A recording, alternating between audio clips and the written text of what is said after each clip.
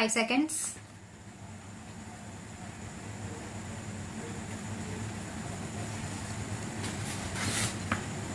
As our chairman reminded you, our neighbors are all the countries of the world now, so that we cannot relate our foreign policy just to a few countries around us, but have to think of practically every country in the world and take into consideration all the possible areas of conflict, trade, economic interest, etc.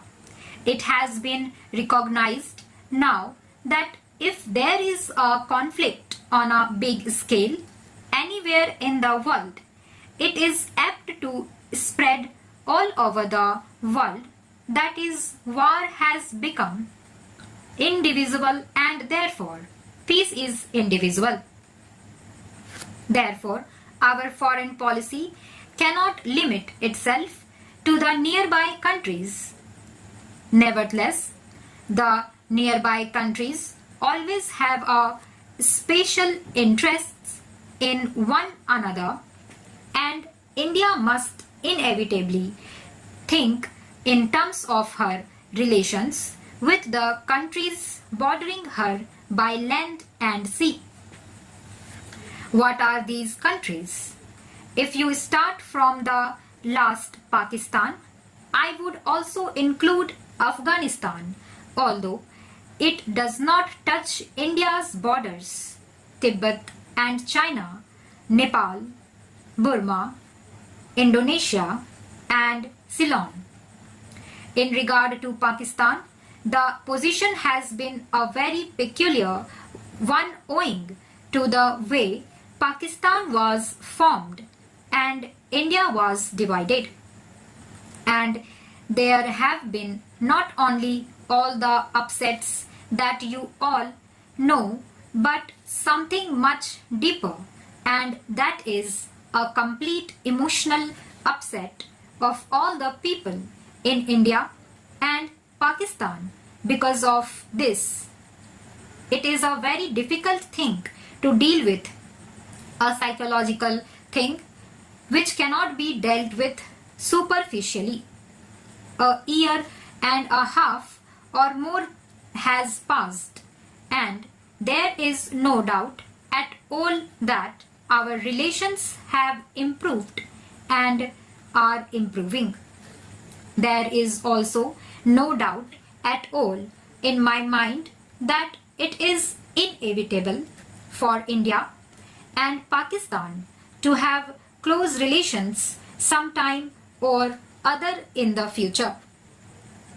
I cannot state when this will take place, but situated as we are with all our past, we cannot really be just indifferent neighbors. We can be either hostile to each other or very friendly to each other. Ultimately, we can only be really very friendly, whatever period of hostility may intervene in between, because our interests are so closely interlinked. As far as the other countries are concerned, our relations with others are quite friendly. Take for instance Afghanistan, and our relations with Afghanistan are exceedingly friendly, and our relations with Tibet, Nepal and all the neighboring countries are also very friendly.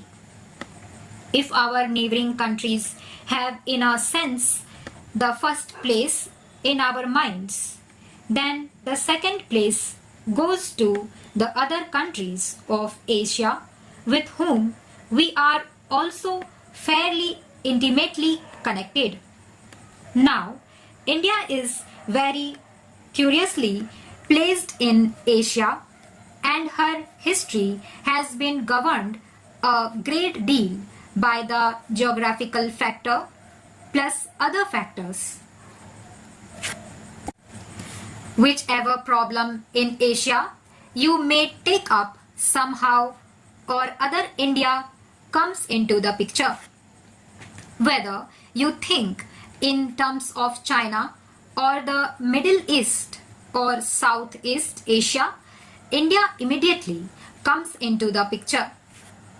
It is so situated that because of past history, traditions, etc., in regard to any major problem of a country or a group of countries of Asia, India has to be considered.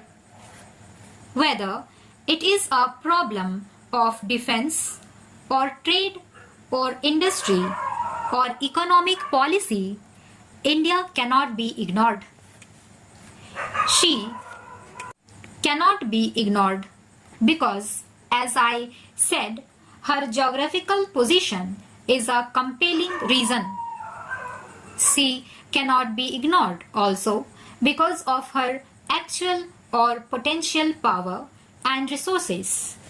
Therefore, whatever our own views may be, by virtue of her practical position and other reason, India is bound to play an important part in Asia, whether it is Western Asia or the Far East to Southeast Asia. It is so happens, of course, that even culturally speaking, our bonds are very great with all these parts of Asia, whether it is Western Asia of the Far East or Southeast Asia, and these bonds are very old and very persistent. A very curious thing happened when, roughly speaking, British power came to India and British dominion was established here. This was the reason why we were cut off from our neighboring countries of Asia. Our contacts were then with England across the seas, and while to some extent we struggled against that domination and resented those contacts, nevertheless they were there, and we saw the world more and more through that window, the British window. Very few people went to the other Asian countries from India, and very few came here from there.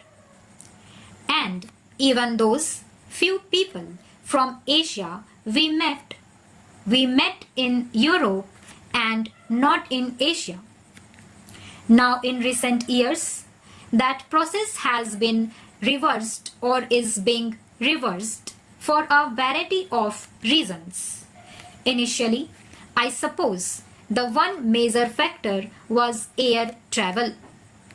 Air travel brought us immediately into close contact with our neighbors, because if we went to Europe, we passed through Baghdad and Tehran and other places.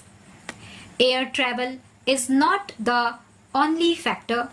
There are also political reasons that are now bringing about these changes for future development.